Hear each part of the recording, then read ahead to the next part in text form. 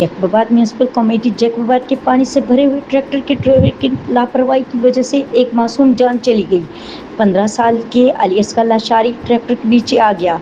Driver मौके पर फरार हो गया। उर्सा ने पोस्टमार्टम रिपोर्ट करवाकर टकंडू चौक पर धरना दिया, जिसके बाद SHO हसन मलिक ने ड्राइवर को गिरफ्तार करके FIR काटी गई, जिसके बाद धरना खत्म किया गया। अल्लाह रब्बुल इज़्ज़त लावाहिकीन की सब्र जमील अता फरमाए, आमीन।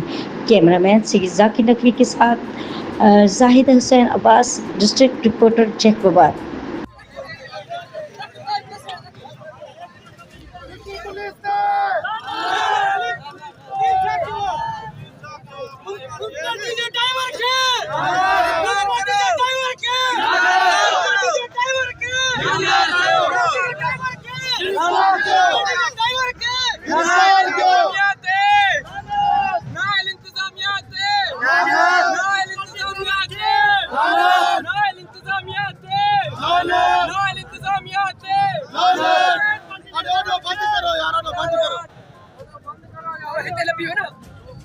रोड बंद करो, रोड बंद करो।